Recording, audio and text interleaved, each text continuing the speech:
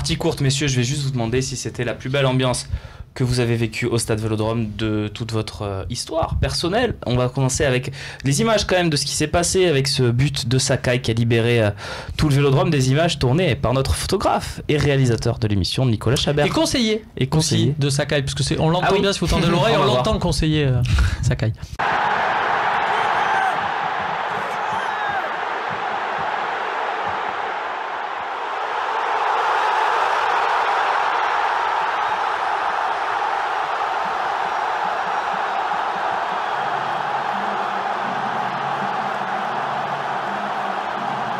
d'Europe, Seb. Qu'est-ce qu'il y a, Jérémy? La Coupe d'Europe, Seb, tu le fais pas contre 3, ça. Jérémy, vas-y, branche-moi. Tu sais pourquoi? Parce que à la sortie de ce match-là, c'est le seul moment. Après, à la fin de la saison, quand on aura perdu, soit en demi, soit en finale, si on perd, parce qu'on peut ne pas perdre, évidemment, et qu'on sera 4ème parce qu'on aura perdu tellement de force que Lyon sera 3ème, on se refera des sortes, et je te dirai un talk, et je te dirai, oh Jérémy, rien, rien, 4ème et tout. Mais toi, tu es Poulidor, tu es français. Non, mais j'adore les gens comme toi. Je veux dire, Poulidor, le mec, il gagnait jamais, mais c'était le préféré des Français. Je vais te dire un truc. Moi, je suis un petit. Moi, je veux la victoire. Mais après, tu fais ce que tu veux. Le problème, c'est que ta victoire. La victoire, tu préfères une victoire en Coupe de la Ligue? Non, mais attends, je suis sérieux. Tu préfères une victoire en Coupe de la Ligue? Des fois, non. Mais tu préfères une victoire en Coupe de la Ligue ou un bon parcours en Ligue Europa, mais que tu gagnes pas? Tu préfères quoi? Non, mais vraiment, parce que tu aimes la victoire. Mais c'est toujours l'éternel débat. L'année dernière, Mourinho, il a dit à Guardiola, écoutez, vous préférez faire 3ème de votre championnat et gagner aucun titre et aller en Ligue des Champions, ou gagner l'Europa League, avoir un titre et aller en Ligue des Champions? Évidemment, je préfère le raisonnement de Mourinho. Je préfère être... Si cette année, tu me dis que tu es 4ème et tu gagnes l'Europa League, je signe pas des deux mains. Je signe des deux mains, des deux pieds. Non, mais évidemment, je signe de tout. Dis pas.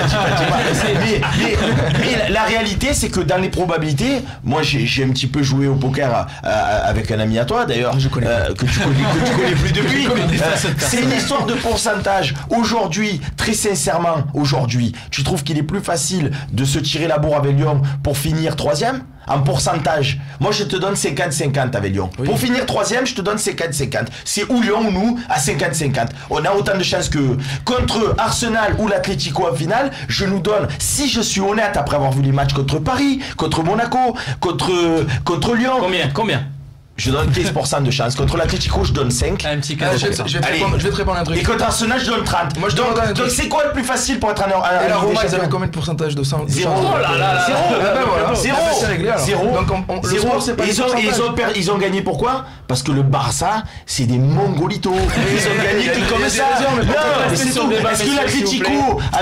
Est-ce que l'Atlético avec leur entraîneur, ça va être des mongolitos tant que le Barça? Jamais. On va rester sur le débat, messieurs, qui est le débat de Seb est intéressant sur 2-3 trucs, parce que il oppose en fait la victoire aux plusieurs compétitions, mais je lui ai dit son débat il est faussé, à part si il me présente un document qui me garantit que si on aligne l'équipe réserve de l'OM en Coupe d'Europe, on est sur 3ème en Ligue 1, pas de souci. Son document, peut-être que je le signe. Le problème, c'est qu'il n'y a aucune garantie. Tu peux laisser la Coupe d'Europe de côté. Je t'ai dit quand même que c'était une histoire de statistiques et de pourcentage. C'est pour ça que c'est plus facile. Non, mais toi qui es cohérent et qui a fait des matchs. Tu n'as pas joué de Coupe d'Europe et tu as fini.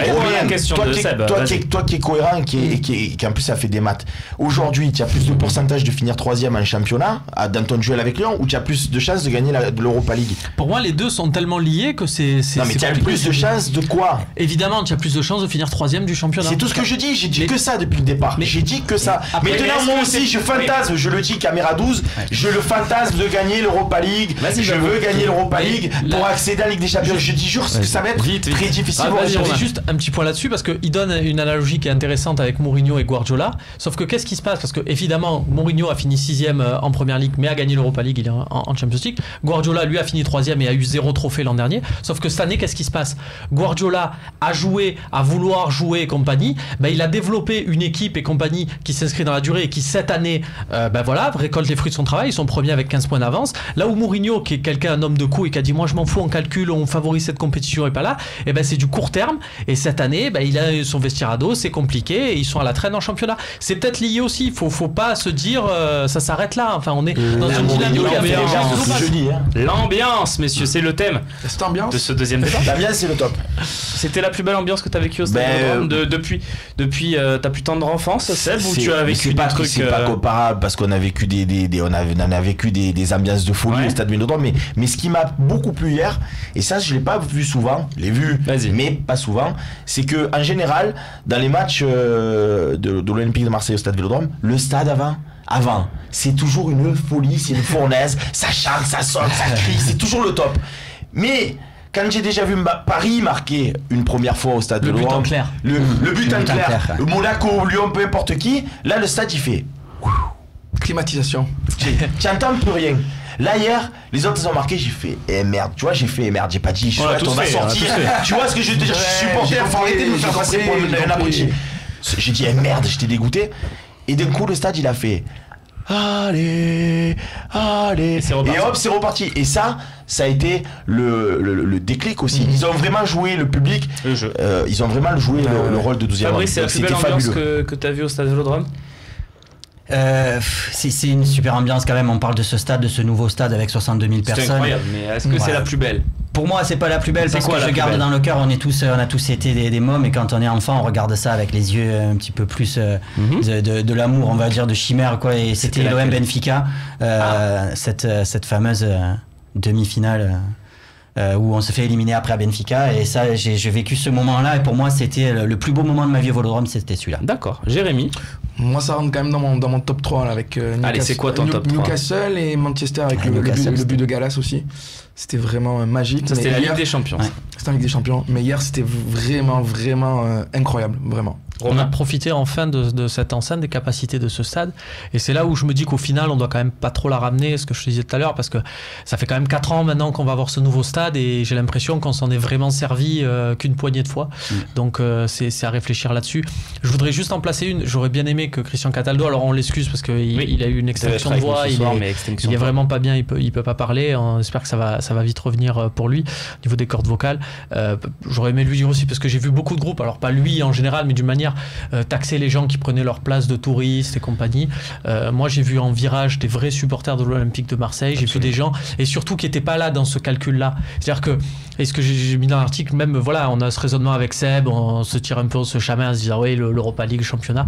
Hier tout le monde s'en foutait, on était tous là pour l'Olympique de Marseille, bras dessus bras dessous, on sera toujours là pour l'Olympique de Marseille, et ça c'était beau à voir. Il y avait des gens de Jean-Bouin, les gens de Gagné, tout le monde était dans cette ambiance, il n'y avait pas de c'est à eux de faire, et on sera là contre Salzbourg et pour les taper à Salzbourg, parce que c'est comme ça, et en finale on va aller à Lyon et on va tout faire. Mais le problème aussi, juste par rapport aux ambiances, c'est que moi j'ai encore dans la chair, d'accord, le fait d'avoir fait un voyage pour aller voir la finale de la Coupe de France contre Paris, et tu perds et tu reviens. J'étais dans le train avec les Yankees, je pleurais toutes les larmes de mon corps, et on est remonté contre Sochaux et tu as encore perdu, et j'étais encore, et il y avait Valence et tu as perdu, et il y avait aussi Parme et tu as perdu, et à la fin ça me casse les couilles de perdre, tu comprends? Voilà, c'est compliqué. Et là contre l'Atlético et contre l'Atlético et contre Arsenal, parce que j'espère qu'on va taper Salzbourg, évidemment on va y aller, et je veux pas être anéanti, c'est ça,